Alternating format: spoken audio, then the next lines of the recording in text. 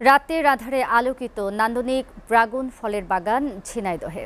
শত শত বাতি জ্বালিয়ে চলছে ড্রাগন ফলের চাষ। বাগান মালিকের দাবি, এটি লাইটিং ডোরস পদ্ধতি। এতে আগের তুলনায় ফলন বেড়েছে। ব্যতিক্রমী এই ড্রাগন ফলের বাগান দেখতে অনেকেই ভিড় জমাচ্ছেন ঝিনাইদহে। ঝিনাইদহ থেকে ফয়সাল আহমেদের পাঠানো তথ্য ও ছবিতে ডেস্ক রিপোর্ট। চারিদিকে ঝুলছে শত শত বৈদ্যুতিক বাল্ব। দূর থেকে দেখলে মনে হবে এটি কোনো বৈদ্যুতিক লাইট হাউস। আর এই আলোর নিচে রয়েছে কৃষকের স্বপ্ন। এভাবেই লাইটিং পদ্ধতিতে ড্রাগন চাষ করে ব্যাপক সাড়া ফেলেছেন ঝিনাইদহের মহেশপুর উপজেলার গৌরীনাথপুর গ্রামের কৃষক নজরুল ইসলাম। মহেশপুর উপজেলার মাধ্যমে আমাদের একটা উপকৃত হচ্ছে ড্রাগন চাষ। রাতে ড্রাগন খেতে বৈদ্যুতিক বাল্ব জ্বালানোয় ফুল ও ফল বেশি হচ্ছে।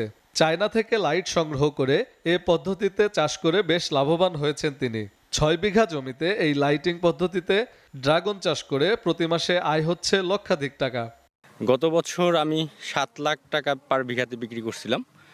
এবছর আশা করতেছি এরকমই পার বিঘাতে বিক্রি করতে পারবো। অসময়ে উৎপাদিত এই ড্রাগন বিক্রি হচ্ছে দ্বিগুণ দামে। লাইটিং পদ্ধতিতে এই ড্রাগন চাষ দেখতে প্রতিদিন ভিড় জমান দর্শনার্থীরা। লাইটিং খুব সুন্দর দেখা যায়, মাঝে মধ্যে আসে, বন্ধু বান্ধবরা আসে।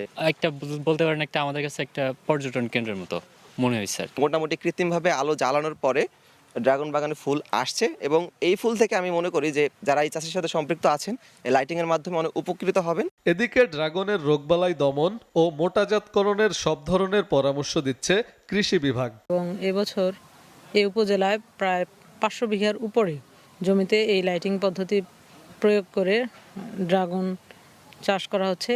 এর ফলে যেমন হচ্ছে যে আমরা শীতকালে যেমন ফলের অনেক অভাব থাকে, তাছাড়া যে এই সময় যে ড্রাগন ফলগুলো পাওয়া যায় তা সেগুলোর সাইজও যেরকম ভালো হয়। জেলা কৃষি বিভাগের হিসেব অনুযায়ী এবছর ঝিনাইদহে 700 হেক্টর জমিতে ড্রাগন ফলের চাষ হয়েছে। SATV news desk.